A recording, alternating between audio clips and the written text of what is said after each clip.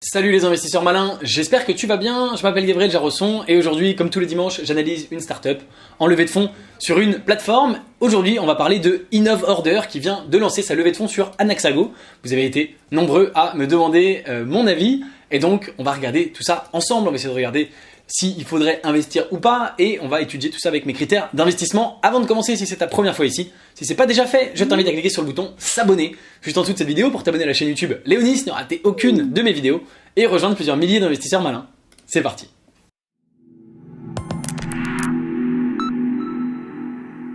Alors, c'est une vidéo un petit peu particulière puisque d'habitude, tu le sais, quand je fais ce genre de vidéo, je vais directement sur le site où il y a l'information. Mais Anaxago a souhaité que je ne partage plus leur site internet en vidéo et que je ne me serve plus des données qui sont directement accessibles sur le site, en tout cas pour le moment. On va voir comment ça va évoluer, je suis en discussion avec eux pour le moment, donc je vais te faire cette vidéo sans aller sur le site Anaxago et je n'ai même pas consulté la page sur Anaxago, j'ai simplement reçu leur mail, je sais qu'ils font une levée de fonds et je ne me suis pas connecté pour ne pas avoir d'informations, pour ne pas en divulguer, parce qu'ils veulent pas que je divulgue des informations sur la levée de fonds. Donc on va regarder ça à travers ce qu'on peut trouver sur internet hors Anaxago. On va quand même, comme d'habitude bien sûr, analyser la startup avec mes critères d'investissement gagnants. Ils sont ici.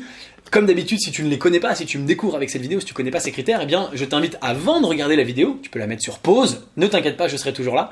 Je t'invite avant de la regarder à télécharger mes critères d'investissement. Le lien est juste en dessous, dans la description de la vidéo. C'est l'un des premiers liens, ça s'appelle mes critères d'investissement gagnants. Tu mets simplement ton email et tu les reçois, c'est entièrement gratuit. C'est un texte de quelques pages qui t'explique mes critères d'investissement en détail pour que tu comprennes mieux cette vidéo. Et là, j'ai simplement mis les titres, d'accord ?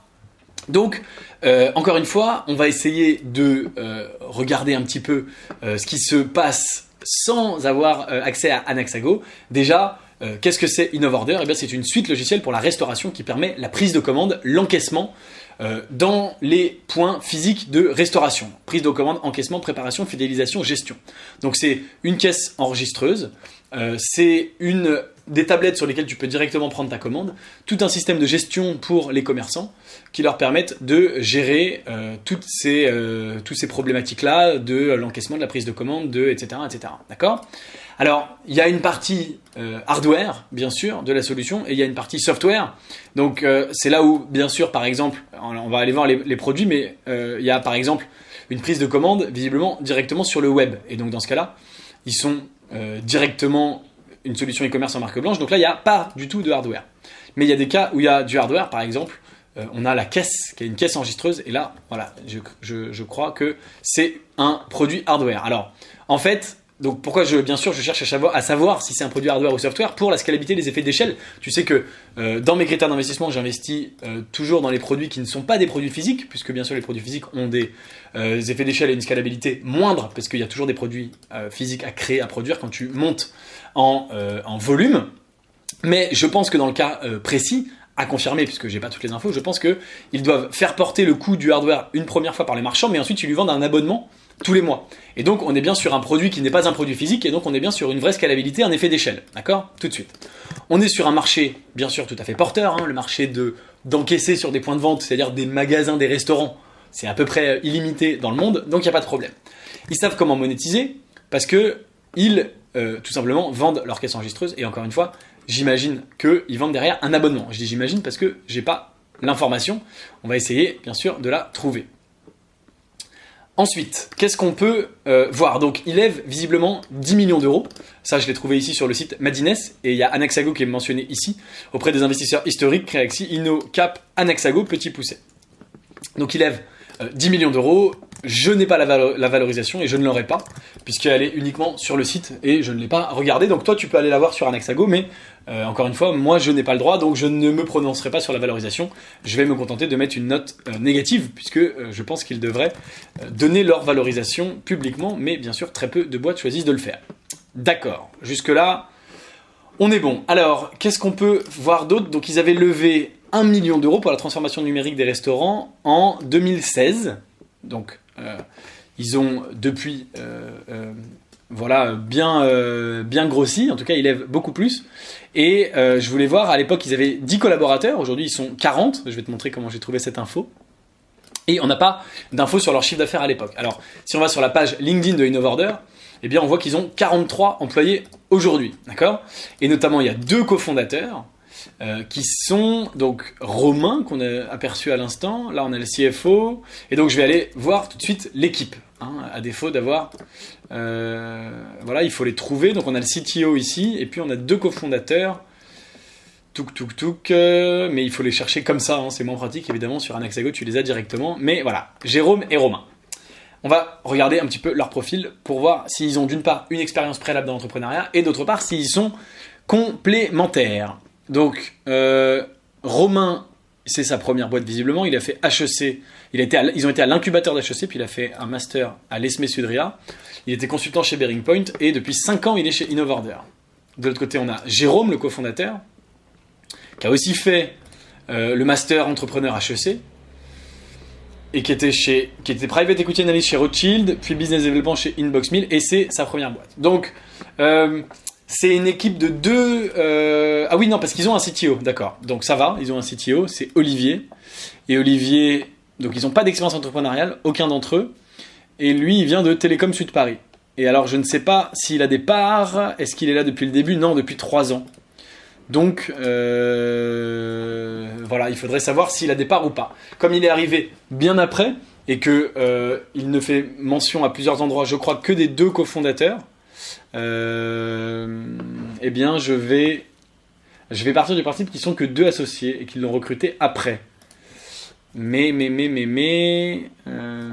Tac, fondateur, non, ici on l'a pas, ici cofondateur, d'accord, Jérôme Varnier. Donc ils ont créé, donc il y avait Romain et Hugo Brunet qui est parti. Alors on va aller voir le profil d'Hugo Brunet, est-ce que c'était le CTO? Donc ils ont eu un départ d'associés, donc c'est déjà une mauvaise chose, bien sûr, comme tu t'en doutes. Ça arrive, bien sûr, hein, c'est pas dramatique. Je pense que c'est lui, parce que l'autre Hugo Brunet, il a l'air d'être...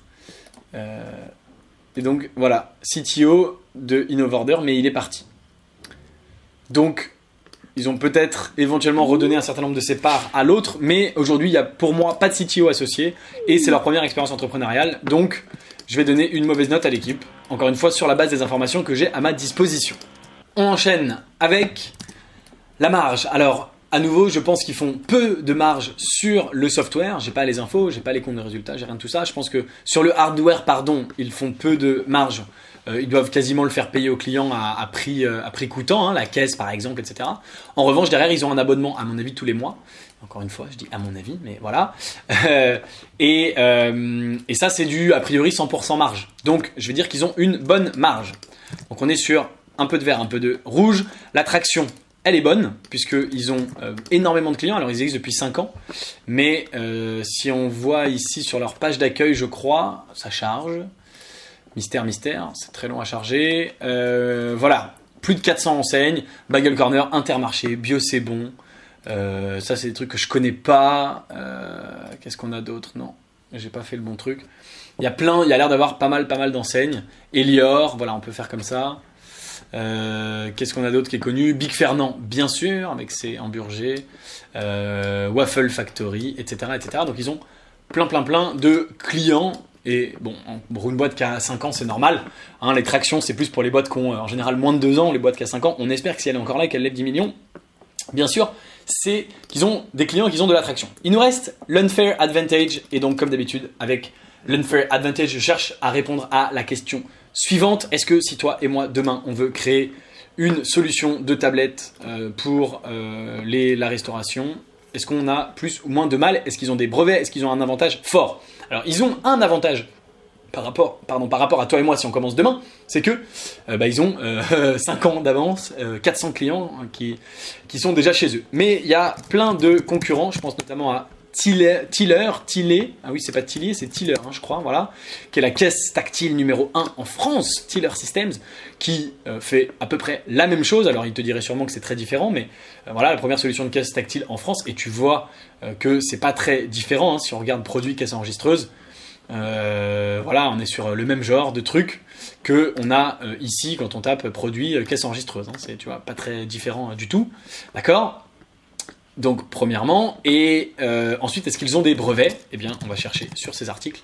Ils n'en font pas état. Alors, zut, bien sûr, peut-être qu'ils n'en parlent pas dans les articles sur Madines et qu'ils en parlent sur Anaxago. Mystère et boule de gomme, nous ne saurons jamais, mais ça m'étonnerait, c'est pas le genre de business où tu déposes des brevets. Donc, selon moi, il n'y a pas d'unfair advantage sur cette startup.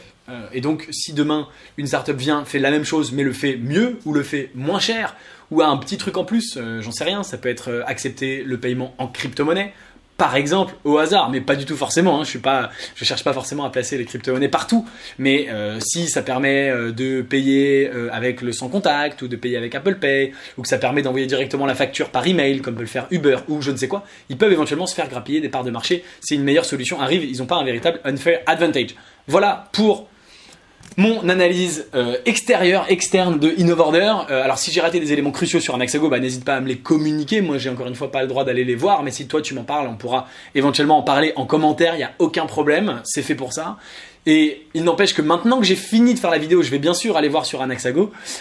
Et donc je vais décider comme d'habitude si j'y investis mon argent perso ou pas. Si tu veux savoir si j'investis ou pas dans InnovOrder, eh bien je donne la réponse aux membres de mon club privé. Donc tu peux rejoindre le club pour non seulement avoir la réponse, mais surtout au sein du club privé Léonis, eh bien je te donne accès à tous les investissements que je fais à titre perso, qui sont des startups à très fort potentiel, qui ne sont pas sur les plateformes. Donc je te donne accès, pour faire simple, à des dossiers auxquels tu n'aurais pas eu accès en dehors du club. Si ça t'intéresse, c'est dans le lien juste en dessous, club privé d'investissement Léonis. C'est des startups en France et dans la Silicon Valley. Donc je suis sûr que si tu regardes cette vidéo, ça peut t'intéresser, n'hésite pas.